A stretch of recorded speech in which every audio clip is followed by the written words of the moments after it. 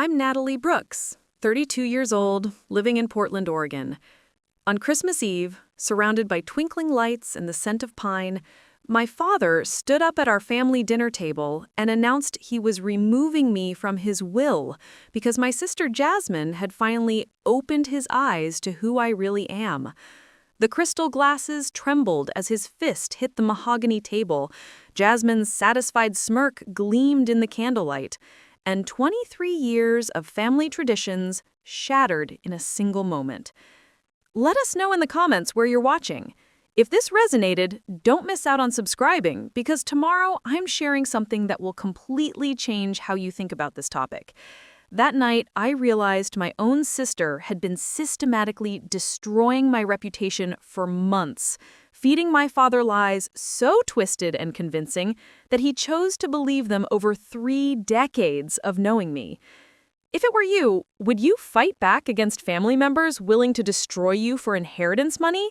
Or would you walk away and let the lies win? Stay with me, because what I uncovered about Jasmine's web of deception was far more sinister than I ever imagined, and the truth would tear our family apart forever. The evening had started like every Christmas Eve for the past decade. Snow fell steadily outside our family's Tudor-style home in the hills of West Lynn, creating the perfect backdrop for what should have been a magical night. I had driven up from my downtown Portland apartment with homemade cranberry bread and the vintage wine I'd been saving for a special occasion. My stepmother, Diane, bustled around the kitchen in her emerald velvet dress, orchestrating the final touches on our traditional feast. "Natalie, sweetheart, could you help me with the gravy?" she called, her voice carrying that familiar warmth that had made me feel welcome in this house since she married Dad 8 years ago. I rolled up the sleeves of my burgundy cashmere sweater, a Christmas gift to myself after landing my biggest architectural project this year, and joined her at the stove. The house hummed with holiday energy. My father, Harold Brooks, sat in his leather recliner reading financial reports even on Christmas Eve, his reading glasses perched on his nose. At 65, he still commanded respect as one of Oregon's most successful real estate developers, the kind of man who built shopping centers and office complexes that bore his name. His approval had always been hard-won, but I thought I'd finally earned it when my architectural firm was selected to design his latest project. Jasmine arrived an hour late, as usual, sweeping through the front door like she was making a grand entrance at a gala. At 29, she possessed the kind of effortless beauty that had always opened doors. Auburn hair that caught light like spun copper, green eyes that could convince anyone of anything, and a smile that made people forget she'd never held a job for longer than 6 months. Sorry, she called out, her voice bright and musical. "Traffic was absolutely insane. You know how it is during the holidays." She kissed Dad's cheek, leaving a trace of her expensive perfume, and shot me a quick smile that didn't quite reach her eyes. We gathered around the dining room table, as we had for years, the same crystal chandelier casting warm light over the same china pattern, the same burgundy tablecloth that Diane had used since joining our family. Dad carved the turkey with ceremonial precision, while Diane served her famous stuffing. I found myself relaxing into the familiar rhythm of our Christmas tradition, thinking that maybe this year would be different, that maybe Jasmine and I could finally bridge whatever gap had been growing between us since our mother's death 5 years ago. But as dinner progressed, I began to notice subtle changes in the atmosphere. Dad's responses to my stories about work were shorter than usual, his smiles forced. When I mentioned having lunch with my friend Amanda the previous week, Jasmine's eyebrows rose slightly. When I talked about the new art gallery opening I attended, she leaned forward with what looked like interest but felt like surveillance. The conversation flowed around topics we'd covered countless times before. Dad's expansion plans, Diane's volunteer work at the animal shelter, my latest architectural projects. But underneath the familiar holiday warmth, something felt wrong. Dad's jaw was tighter than usual, his laugh a beat too late. Diane kept glancing between Dad and me with worried eyes, as if she sensed the undercurrent but couldn't identify its source. After we cleared the dinner plates and Diane brought out her traditional Christmas Eve apple pie, Dad pushed back from the table and stood. His face had taken on the serious expression he wore during business meetings, the one that meant someone was about to receive bad news. My stomach dropped. In our family, Christmas Eve announcements were never good news.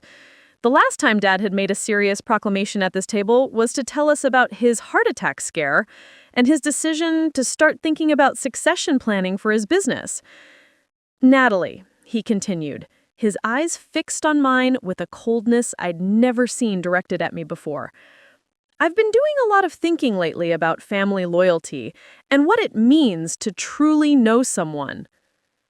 The words hit me like ice water, but I managed to keep my voice steady. "Dad, what's this about?" Jasmine shifted in her chair, her fingers drumming lightly against her wine glass. There was something in her posture, a coiled energy, like a cat preparing to pounce, that made my pulse quicken. "It's about the lies you've been telling," Dad said, his voice growing harder with each word.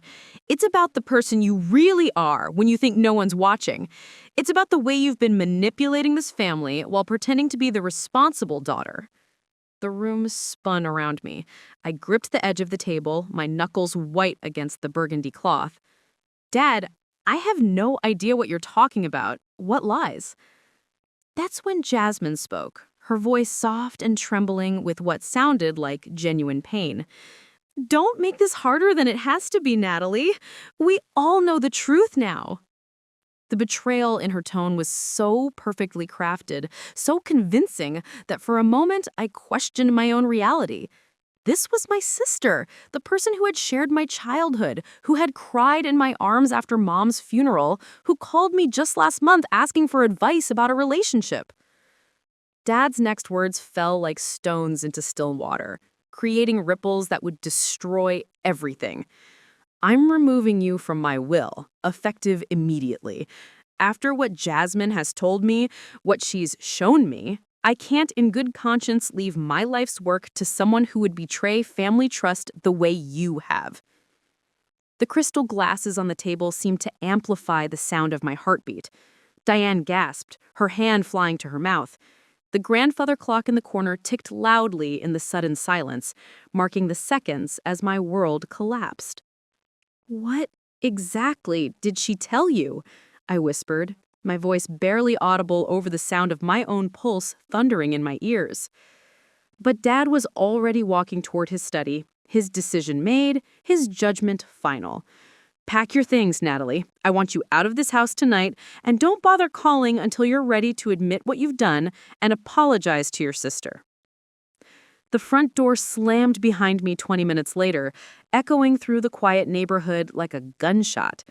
I stood on the snow-covered driveway, my overnight bag clutched in one hand, my car keys shaking in the other, staring at the house where I'd celebrated every Christmas for the past 8 years. Through the warm golden windows, I could see my family continuing their evening as if nothing had happened. Jasmine sat beside Dad on the couch, her head on his shoulder, playing the role of the devoted daughter, comforting her father after making a difficult but necessary decision. As I drove away, snow swirling in my headlights like chaos given form, one thought burned through the shock and betrayal. I had to find out what lies Jasmine had told, because whatever she had said to convince Dad to disinherit me, it was powerful enough to destroy 32 years of father-daughter relationship in a single evening. And I suspected that was exactly what she had planned all along. If you're loving what you're hearing, smash that subscribe button. It really keeps us going. All right, let's jump back in. Back in my downtown Portland apartment, I sat on my leather couch staring at the city lights through floor-to-ceiling windows, my mind reeling as memories flooded back with painful clarity. The shock was wearing off, replaced by something sharper, the realization that tonight's betrayal hadn't come from nowhere. Jasmine had been laying groundwork for this moment for years, and I'd been too trusting to see it.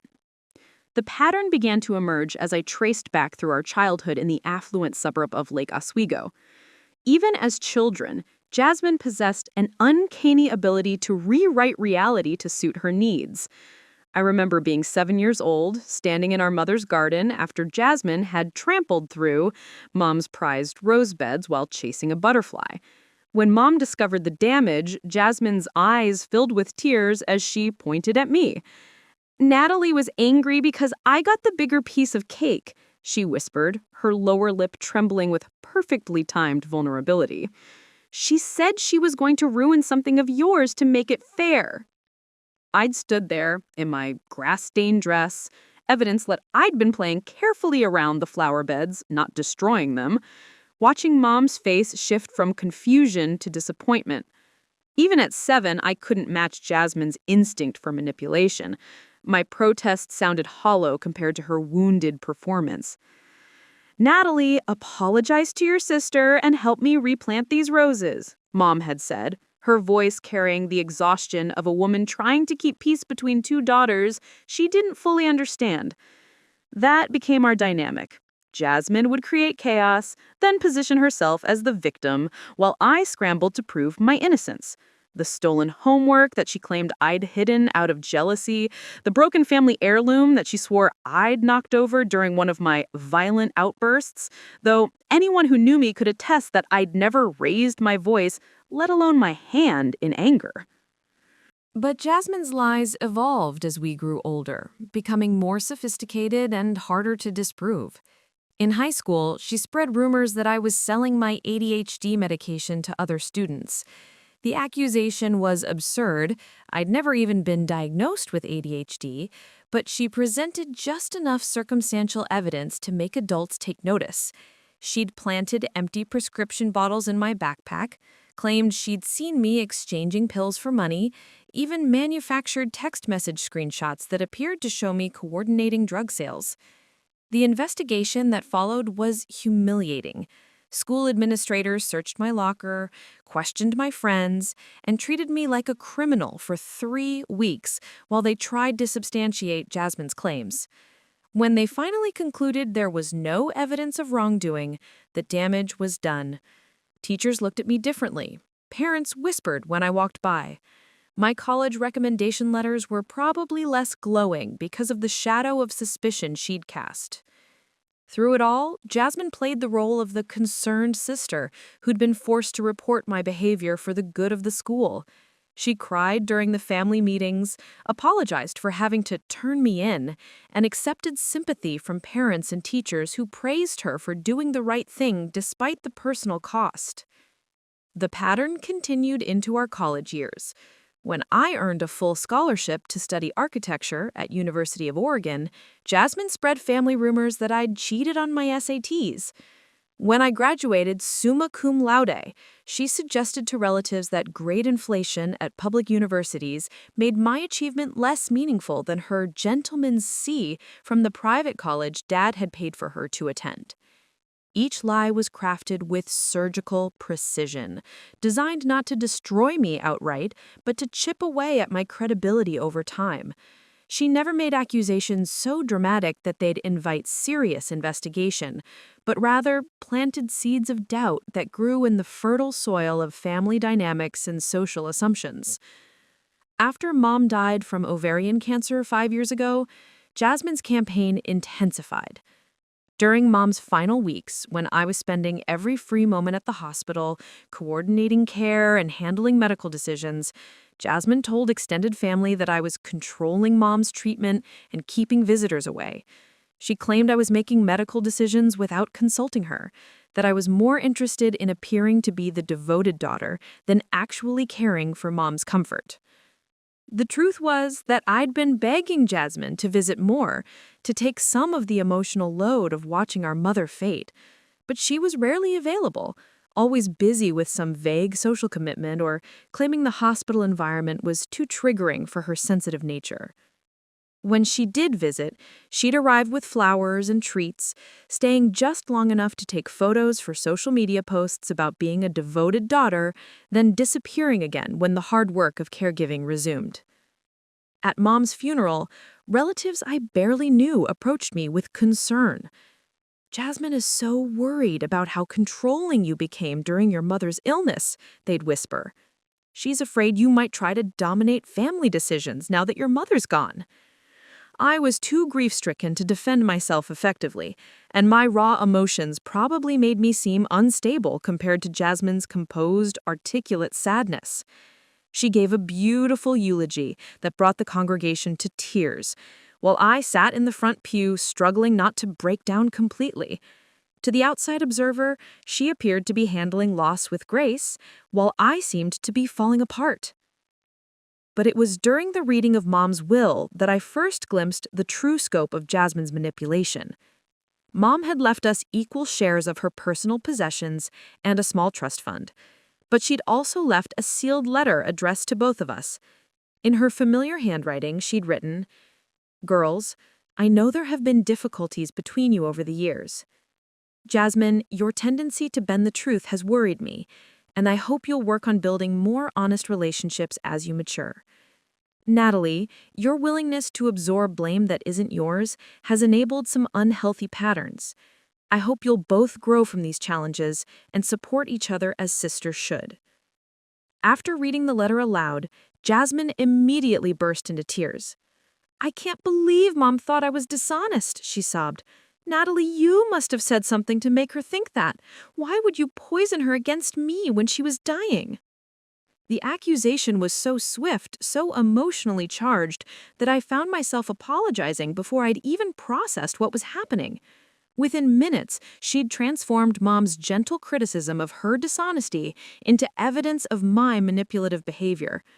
Several relatives nodded sympathetically as she explained through tears how hurt she was that I'd spent Mom's final months turning her against Jasmine. That manipulation set the stage for everything that followed. Over the next 5 years, Jasmine carefully cultivated relationships with Dad and Diane while systematically undermining my reputation. She'd call Dad weekly with concerns about my behavior, my attitude, my lifestyle choices. She'd share carefully edited stories about our interactions, painting herself as the loving sister trying to maintain family harmony, while I grew increasingly difficult and ungrateful. When I bought my downtown Portland condo 2 years ago, a significant achievement for a 30-year-old architect, Jasmine told Dad she was worried about my reckless spending and materialistic priorities. She suggested that my success was making me arrogant and disconnected from family values. When I started dating Robert, a fellow architect from my firm, Jasmine expressed concerns to Dad about my relationship patterns and wondered out loud whether I was capable of maintaining healthy long-term commitments. She managed to plant these seeds of doubt without ever making direct accusations, always framing her comments as loving worry about my well-being. The most insidious part was how she used my own personality against me. Because I was naturally more reserved and less emotionally expressive than Jasmine, my attempts to defend myself often came across as cold or calculated compared to her tearful, passionate denials of wrongdoing. My logical responses seemed defensive next to her emotional appeals. She understood that Dad valued traditional feminine expressions of vulnerability and emotion, while I approached problems with analytical thinking and practical solutions, traits Dad claimed to admire in his business life. Jasmine knew he was more emotionally responsive to tears and dramatic displays of hurt feelings. Over time, she'd positioned herself as the daughter who needed protection, while casting me as the one who caused problems. Every family gathering became a performance where she'd subtly highlight my supposed flaws while presenting herself as the patient, long-suffering sister who just wanted family peace. Now, sitting in my apartment on Christmas Eve, I finally saw the full architecture of her deception. Tonight's disinheritance wasn't a sudden decision triggered by a single revelation. It was the culmination of years of careful manipulation, each lie building on the last, until Dad's perception of reality had been completely rewritten. But what specific lies had she told to convince him to take such drastic action? What evidence had she fabricated or twisted to make him believe I deserved to be cut from his will entirely? As I stared out at the Portland skyline, one thing became clear. If I was going to fight back against decades of manipulation, I needed to understand exactly what I was fighting. And that meant figuring out what Jasmine had told Dad in the weeks leading up to tonight, and more importantly, what proof she might have manufactured to support her claims. The battle for my reputation and my inheritance was about to begin. But first, I needed to know exactly what weapons Jasmine had used against me, because something told me that whatever she'd told Dad tonight was just the beginning of a much larger and more dangerous game. The morning after Christmas brought no relief, only the harsh reality of what I was facing. I woke up on my couch, still wearing yesterday's cashmere sweater, my neck stiff from sleeping at an awkward angle. Sunlight streamed through my apartment windows, illuminating dust motes that danced like tiny fragments of my shattered family life. My phone had been buzzing incessantly since dawn. Text messages from Diane filled my notification screen, each one more desperate than the last. "Natalie, please call me. I don't understand what happened last night.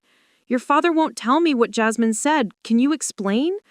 I'm so confused and heartbroken. This doesn't make sense."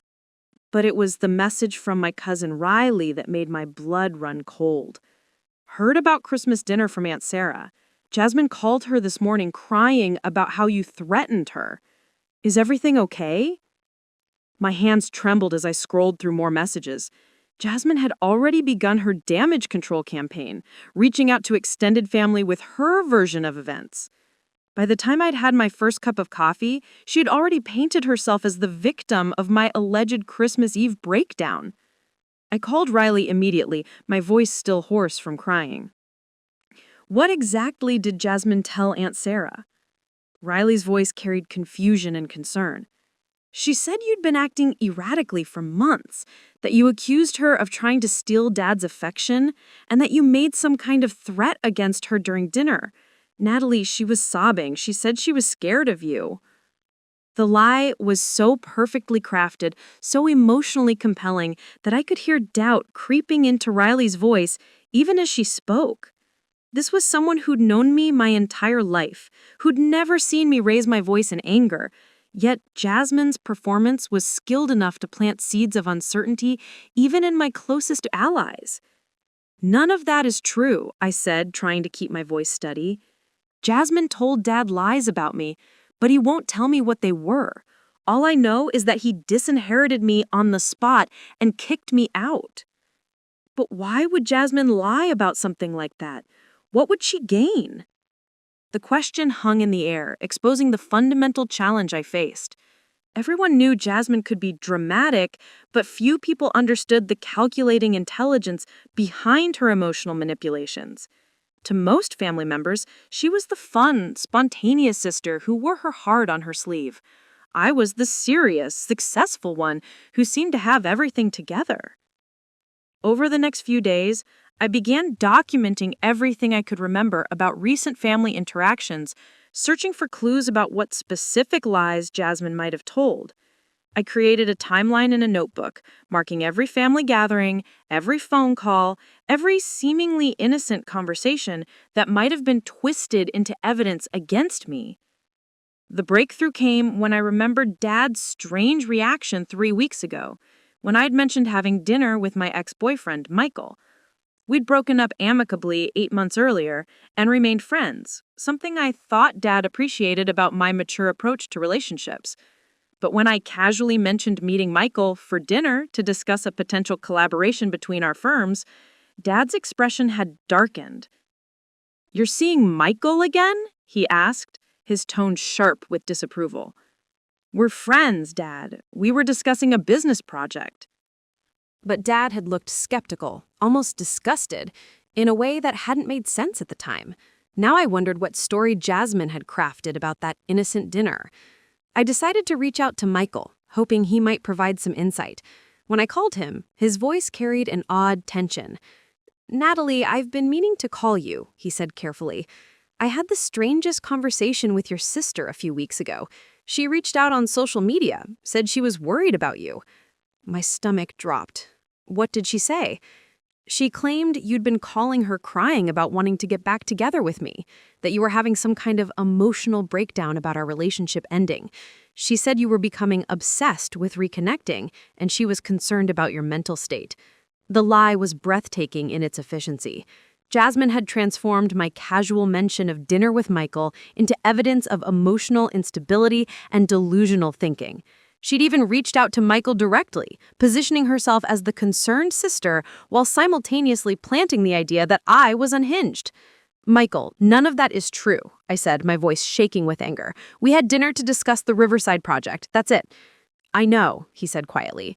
That's why the conversation seemed so weird. You've never been anything but professional and friendly since our breakup. But Natalie, she was very convincing. If I didn't know you as well as I do, I might have believed her. That conversation opened the floodgates. I began reaching out to other people in my life, testing the waters to see what stories Jasmine might have spread. What I discovered was a systematic campaign of character assassination that had been building for months. She'd contacted my friend Amanda, expressing concern about my drinking habits after I'd mentioned having wine with dinner during our monthly catch-up calls. She'd twisted my casual comments about work stress into evidence of professional instability, suggesting to family members that I was struggling to handle my responsibilities. Most disturbing was what I learned from Diane during a secret coffee meeting downtown. Diane had agreed to meet me against Dad's wishes, her loyalty to him warring with her maternal instincts toward me. Jasmine has been calling your father every few days for the past 2 months, Diane whispered across our corner table at Powell's Books Cafe, her eyes darting around as if she expected Dad to appear. What kinds of stories? Diane's face crumpled with distress. She said you'd been bragging about your success, claiming you deserved more recognition than her because you were the smart daughter. She said you'd called her worthless and accused her of being a drain on the family resources. My breath caught. Those were almost the exact words Jasmine had used to describe her own feelings during a vulnerable conversation we'd had last year when she was going through another career crisis. She'd called herself worthless, worried that Dad saw her as a drain on the family resources. I'd spent hours reassuring her, telling her that success couldn't be measured only by career achievement, that her emotional intelligence and social connections had value too. Now she'd taken my words of comfort and twisted them into evidence of my cruelty, making me the villain of her own insecurities. There's more, Diane continued, her voice barely audible. She showed your father text messages. What text messages? Screenshots of conversations she claimed were between you two. Messages where you supposedly called her names, threatened to turn Dad against her, bragged about being his favorite daughter. Harold was furious when he saw them. The room spun around me. Diane, I never sent messages like that. You can check my phone. I believe you, she interrupted, reaching across the table to squeeze my hand. But the screenshots looked real. She must have created fake conversations somehow. The sophistication of Jasmine's deception was staggering. She hadn't just relied on verbal lies, she'd manufactured digital evidence to support her claims. In an era where anyone could create convincing fake text messages with simple apps, she'd built an ironclad case against me using fabricated proof. What finally convinced him to disinherit me? I asked, dreading the answer. Diane's eyes filled with tears. She told him you'd been meeting with lawyers, that you were planning to contest his will while he was still alive. She said you'd become impatient, waiting for your inheritance, and were considering legal action to force him to give you money now. The final piece of the puzzle clicked into place. 3 weeks ago, I'd had a consultation with an estate planning attorney, not to contest Dad's will, but to create my own. At 32, with a successful business and significant assets, I'd finally gotten around to drafting a will and establishing power of attorney documents. It was a routine part of responsible financial planning. Each lie was more devastating than the last. Jasmine had taken my love for Dad, complicated though it was, and rewritten it as mercenary calculation. She'd transformed my financial responsibility into evidence of greed, my professional success into arrogance, my attempts to maintain family relationships into manipulation. But as I sat in that cafe, listening to Diane catalog the destruction Jasmine had wrought, something crystallized inside me. For the first time in my life, I felt the full weight of my sister's malice, and instead of collapsing under it, I felt myself grow stronger. "Diane," I said, my voice steady with new resolve, "I need you to help me prove that Jasmine is lying." She looked terrified at the prospect of choosing sides, but after a long moment, she nodded. "What do you need me to do?" I pulled out my phone and opened the voice recording app. "The next time Jasmine calls with more stories about me, I need you to record the conversation. I need evidence of her lies, proof that she's been systematically destroying my reputation." That afternoon, I called every person I could think of who might have been contacted by Jasmine, warning them about her manipulation campaign and asking them to document any future contact. I reached out to the estate planning attorney who could verify the true nature of my legal consultation. I even contacted a private investigator who specialized in digital forensics, hoping to prove that the text message screenshots were fabricated. Most importantly, I began recording every interaction I had with family members, building my own evidence file to counter Jasmine's web of lies. Because I finally understood that this wasn't just about inheritance money or Dad's approval. This was about something much more fundamental: the right to exist in my family as the person I actually was, not the monster Jasmine had created in her stories. The war for my reputation was about to begin in earnest, and this time I wouldn't be caught unprepared. 2 weeks into January, my phone rang at 7 a.m. with Diane's panicked voice. "She's doing it again," she whispered urgently. "Jasmine is here right now, crying to your father about something new. She says you've been harassing her friends, trying to turn people against her." I was already dressed and grabbing my keys before Diane finished speaking. "Keep her talking. I'm coming over." The drive to West Lynn felt surreal, my hands steady on the steering wheel despite the adrenaline coursing through my veins. For 2 weeks, I'd been methodically gathering evidence while Jasmine continued her campaign of lies, unaware that I was building a case against her. The private investigator had confirmed that her text message screenshots were fabricated using a simple app. Michael, Amanda, and 3 other friends had provided sworn statements about her false claims regarding my mental state.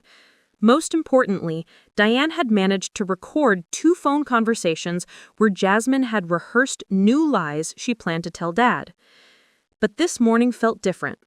This felt like the final confrontation I'd been preparing for. I parked at the end of the driveway and walked toward the house where I'd spent countless holidays, my breath visible in the cold January air. Through the living room window, I could see the scene playing out exactly as it had on Christmas Eve. Dad sitting rigidly in his leather chair, while Jasmine occupied the center of the room, her hands gesturing dramatically as she spun another web of lies. I didn't knock. I used the key Diane had secretly given me and walked directly into the living room, my presence immediately silencing Jasmine mid-sentence. "Hello, Dad," I said calmly, setting my purse down on the coffee table. "Jasmine." Dad's face flushed red with anger. "I told you not to come back here until you were ready to apologize." "I am here to apologize, but not to Jasmine. I'm here to apologize to you for not protecting you from her lies sooner." Jasmine recovered quickly, her eyes filling with crocodile tears. "Dad, see, she's doing it again. She can't stop attacking me." I reached into my purse and pulled out a digital recorder, setting it on the coffee table between us. "Let's talk about who's been attacking whom." The sight of the recorder seemed to drain some color from Jasmine's face, but she pressed on. "She's been stalking me, Dad, calling my friends, spreading lies about me. Yesterday, you were in Los Angeles visiting your friend Carmen. I have your Instagram posts time-stamped. Yet, you told Dad I confronted you at Pioneer Square yesterday afternoon, which is impossible unless you've learned to teleport." The lie hung in the air like smoke. Dad's eyes darted between us, confusion replacing some of his anger. I pressed play on the recorder, and Diane's nervous voice filled the room. "Jasmine, what are you going to tell Harold about Natalie this time?" Then Jasmine's voice, clear and calculating. I'm thinking something about her harassing her friends. Maybe throw in some stuff about her drinking too much. He already thinks I'm unstable, so it should be easy to sell. Diane's recorded voice trembled as she asked, But Jasmine, what if he finds out you're lying? He won't, came Jasmine's confident reply. I've been managing Dad's perception of reality for years. He believes whatever I tell him because I'm the daughter who needs protecting. The silence that followed was deafening. Dad stared at the recorder as if it might explode, his face cycling through confusion, disbelief, and slowly dawning horror. That's taken out of context, Jasmine stammered, but her usual composure was cracking. Diane, you recorded me? You betrayed family trust? I pressed play again, and this time the recording captured Jasmine laughing as she described her strategy. The beauty is that Natalie's too analytical to fight back emotionally. She'll try to use logic and facts, which just makes her seem cold and calculating compared to my tears. Dad responds to emotion, not evidence. Dad's hands gripped the arms of his chair, his knuckles white. Jasmine, what is this? But I wasn't finished. I pulled out my laptop and opened a file containing screenshots of the real text conversations between Jasmine and me, messages that showed nothing but normal sister interactions, alongside the fabricated versions she'd shown Dad. These are the actual texts between us, I said, turning the screen toward him. And these are the fake ones Jasmine created using an app called Fake Text Message. Notice how in the real conversations, we're discussing holiday plans and sharing funny memes. In the fake ones, I'm supposedly calling her names and making threats. The evidence was undeniable. Even the formatting was slightly different between the real and fabricated messages, a detail that became obvious once you knew what to look for. Dad studied the screen, his breathing growing heavier with each comparison. You faked text messages? Jasmine's composure finally shattered completely. She's manipulating evidence. Dad, you can't trust anything she shows you. She's been planning this for weeks. Planning what? I asked quietly. Planning to prove that I never sent the messages you claimed I did? Planning to document that your stories about my behavior don't match reality? I opened another file on my laptop.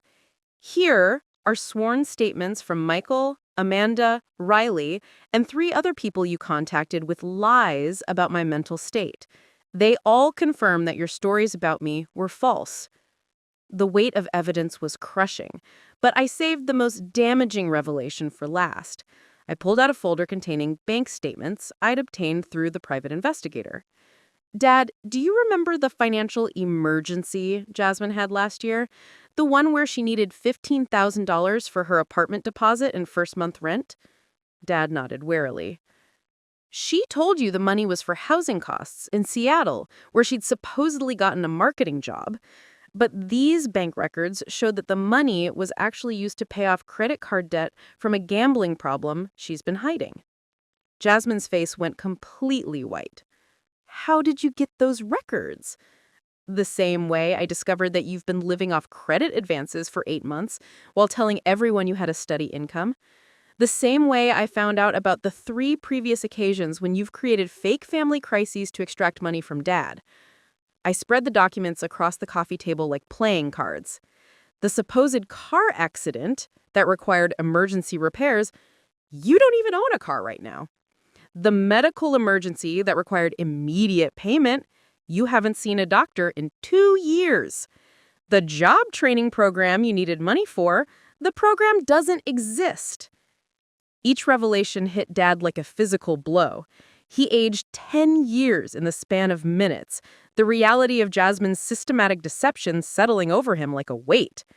Every story she's told you about me has been a lie designed to isolate me from the family while positioning herself as the devoted daughter who deserves your protection and financial support. She's been running a long-term con, Dad, and I was the obstacle standing between her and your complete trust. Jasmine made one final desperate play, throwing herself to her knees beside Dad's chair. Daddy, please don't listen to her. She's trying to destroy our family. I know I made mistakes, but everything I did was because I was scared of losing you to her success. But Dad was staring at the bank records, the fake text messages, the recorded evidence of her calculated manipulation. Get out, he said quietly. Dad, get out! He roared, rising from his chair with more fury than I'd ever seen from him. Get out of my house and don't come back until you're ready to tell me the truth about everything. Every lie, every manipulation, every dollar you've stolen from this family. Jasmine looked between us with wild eyes, perhaps finally realizing that her years of careful manipulation had collapsed in a single afternoon. You'll regret this, she said, her voice dropping to a venomous whisper. Both of you. She grabbed her purse and stormed toward the door, pausing only to deliver one final barb. Dad, when you're dying alone because your precious Natalie is too busy with her career to visit, remember that I'm the one who actually loved you. The front door slammed behind her, rattling the windows and leaving us in heavy silence. Dad collapsed back into his chair, his face in his hands. 5 years. 5 years of lies. How could I have been so blind? I sat down across from him, the anger and hurt of the past month finally giving way to something more complex, relief mixed with sadness for what our family had lost. She's very good at what she does, Dad. She studied your reactions, learned what emotional buttons to push, and crafted her lies specifically to exploit your protective instincts. He looked up at me with eyes full of shame and regret. Natalie, I'm so sorry. The things I said to you, the way I treated you on Christmas Eve. I know, I said simply. But Dad, this can't happen again.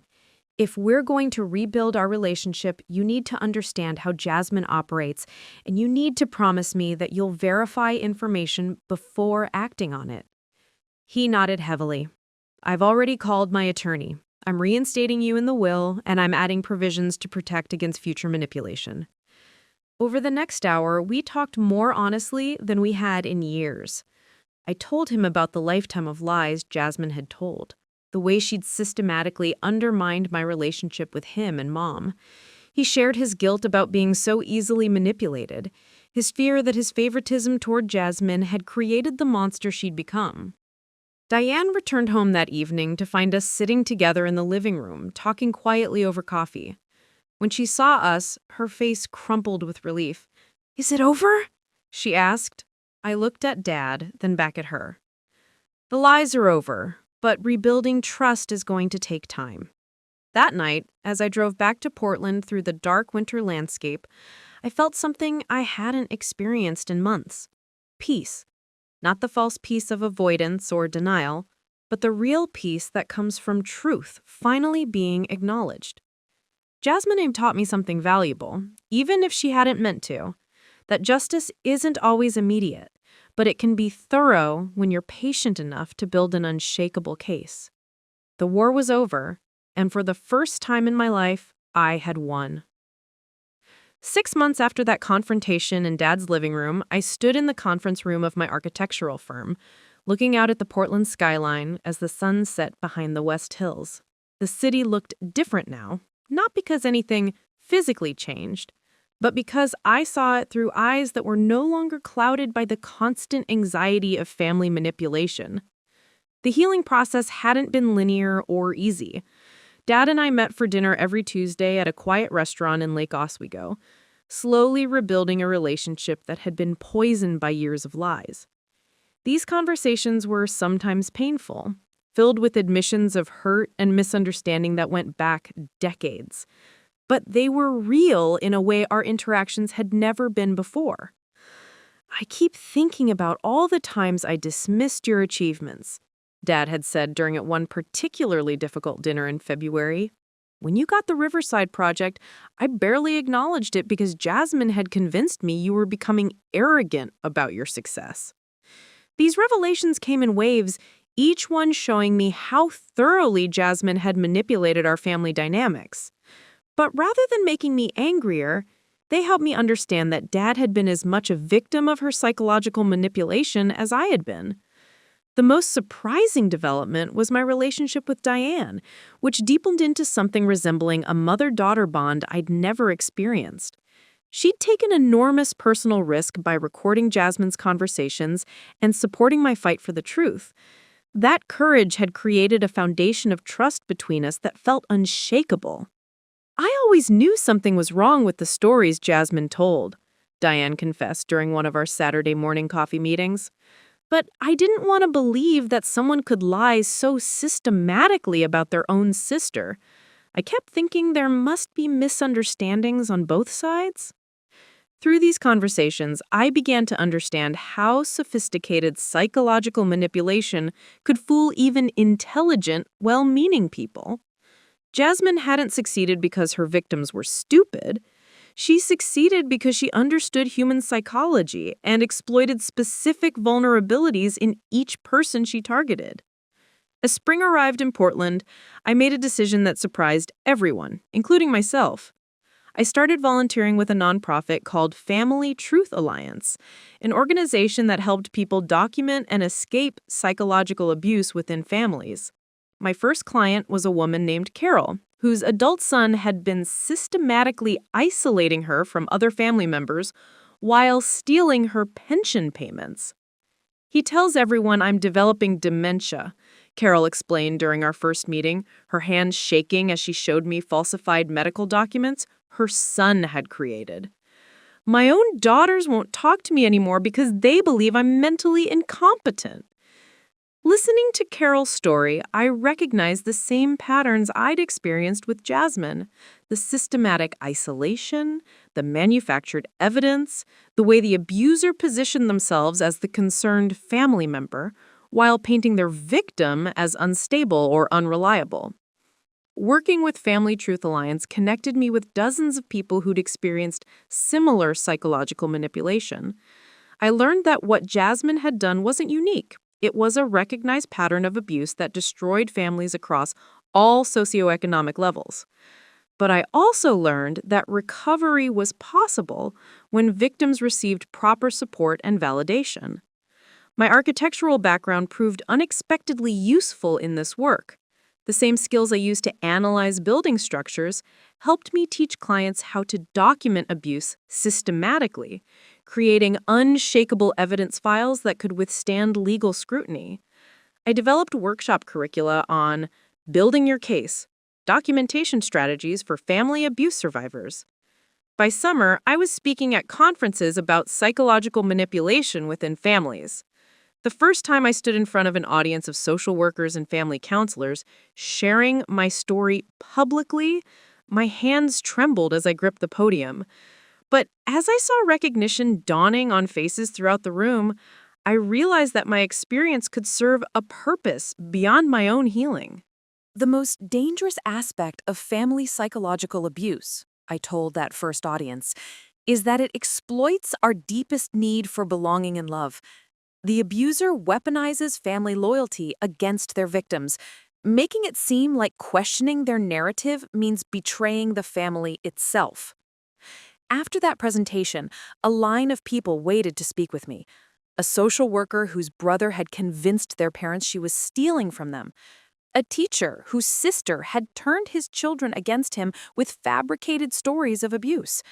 A nurse whose adult daughter had isolated her from grandchildren using carefully crafted lies about her parenting. Each story reinforced my understanding that Jasmine's behavior wasn't personal evil. It was a systematic pattern that could be recognized, documented, and ultimately stopped when victims received proper support. The most transformative moment came when I received a call from someone I'd never expected to hear from again, Jasmine herself. "I've been in therapy," she said without preamble, her voice lacking its usual manipulative warmth. Dr. Martinez says I need to make amends with the people I've hurt. The conversation that followed was surreal. For the first time in our lives, Jasmine spoke without apparent calculation, admitting to years of lies and manipulation. She described growing up feeling overshadowed by my academic success and Dad's pride in my achievements, developing increasingly sophisticated strategies to undermine my reputation. I convinced myself that I was protecting myself from being forgotten, she said. But somewhere along the way, destroying your relationship with Dad became more important to me than building my own. She was living in a residential treatment facility in Arizona, participating in a program specifically designed for people with personality disorders who'd engaged in systematic family manipulation. The therapy was intensive and expensive, funded, ironically, by money she'd saved from the financial schemes she'd run over the years. I don't expect you to forgive me, she continued.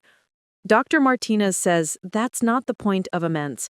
The point is acknowledging the full scope of damage I caused and taking responsibility without expecting anything in return. I listened to her catalog decades of lies, manipulations, and calculated cruelties with something approaching clinical fascination. This was the sister I'd grown up with, finally speaking truth without apparent agenda. It was both validating and deeply sad. Jasmine, I said, when she finished, I appreciate you calling, and I hope therapy helps you build a life that doesn't require destroying other people. Will you ever be able to have a relationship with me again? She asked, and for the first time in the conversation, I heard the needy, calculating tone I remembered from childhood. I don't know, I answered honestly. Right now, I'm focused on helping other people who've experienced what you put me through. Maybe someday we can have some kind of relationship, but it would have to be based on consistent honesty over time, not just one conversation. That call marked another turning point in my healing process. Hearing Jasmine take responsibility for her actions provided closure I hadn't realized I needed, while also confirming my decision to dedicate significant time to helping other abuse survivors. By fall, I'd helped establish Portland's first support group specifically for adult survivors of family psychological abuse.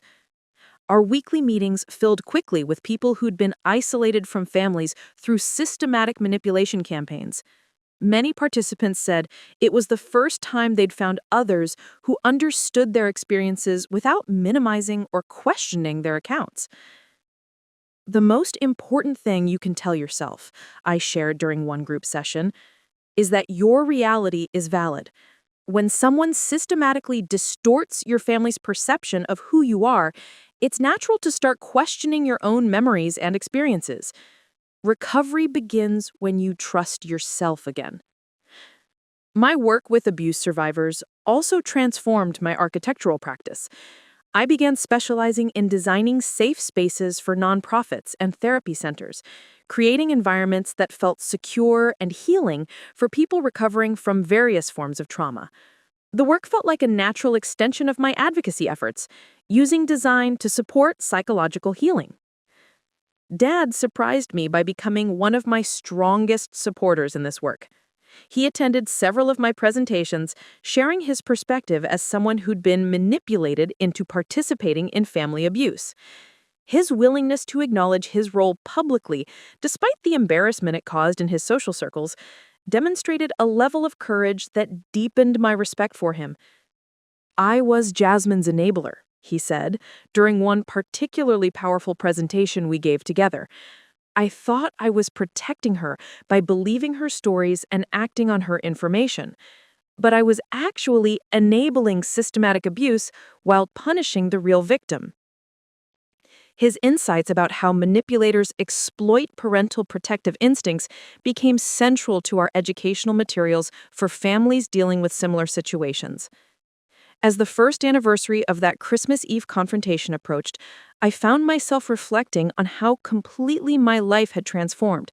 I was no longer the daughter desperately seeking approval from a family that couldn't see me clearly. Instead, I'd become someone who helped other people claim their own stories and rebuild their lives on foundations of truth. The money aspect of the inheritance dispute had resolved itself quietly.